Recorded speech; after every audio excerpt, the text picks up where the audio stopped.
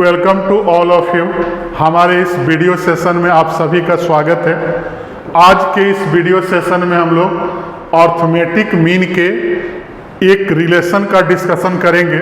जैसे जनरली मैं आजकल देख रहा हूँ कि जेईई मेन या 12th बोर्ड एग्ज़ाम या कभी कभी 10th के एग्ज़ाम में भी अर्थमेटिक मीन से रिलेटेड कुछ क्वेश्चन आते हैं।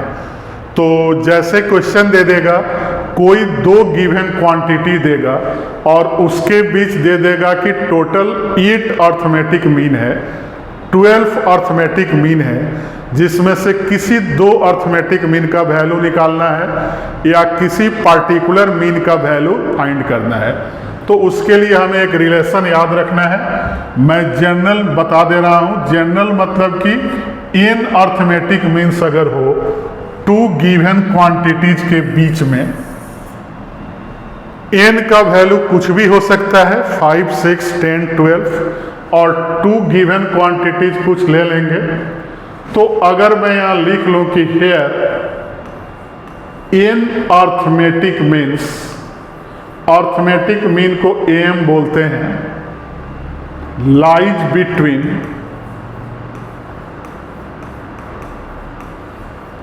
To given quantities A and B ले लिए, कुछ भी ले सकते हैं। तो मैंने ए एंड बी ले लिया कि ए एंड बी के बीच में n अर्थमेटिक मीन है। अब यहाँ देखेंगे कि हर एक मीन का वैल्यू कैसे फाइंड करेंगे। तो पहले मैं a1 का वैल्यू निकालूंगा, जिसे first mean, second mean, third mean.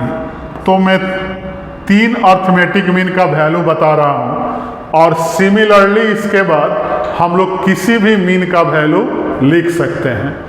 तो a1 का वैल्यू याद रखना है an प्लस बी और पूरे का बटा n प्लस 1। इसका एक और इजी रूल है, a के साथ n से 0 माइनस करेंगे और b के साथ 1 का मल्टीप्लाई करेंगे और n में 1 ऐड कर देंगे।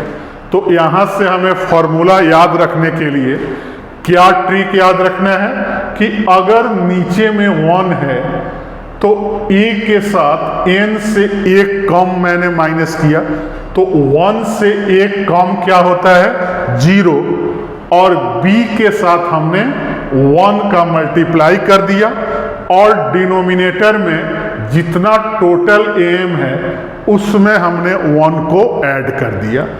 तो a2 भी अगर निकालें तो डिनोमिनेटर तो फिक्स है, n प्लस 1 ही होगा, लेकिन a के साथ क्या आएगा, तो 2 है, तो 1 कम घटाएंगे और b को 2 से मल्टीप्लाई कर देंगे। उसी तरह 3 है तो डिनोमिनेटर तो फिक्स है और a के साथ 1 कम को घटाएंगे और फिर 3 से मल्टीप्लाई कर देंगे। उसी तरह आगे अगर मैं A65 का वैल्यू पूछूं, तो अगर आपने समझ लिया पीछे, तो a के साथ क्या n के से क्या माइनस करेंगे, तो 1 कम 64 और b के साथ 65 का मल्टीप्लाई करेंगे और डिनोमिनेटर क्या होगा, n प्लस 1 ही होगा।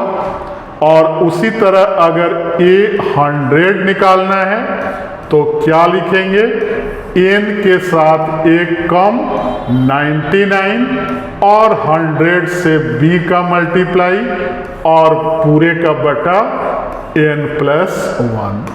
तो इस ट्रिक को याद रखना है और इसी ट्रिक से कोई भी am हम लोग 2 गिवन क्वांटिटीज के बीच का फाइंड कर सकते हैं। तो हमारे वीडियो को लाइक और चैनल को सब्सक्राइब, फेसबुक आईडी को फॉलो करें। Thank you.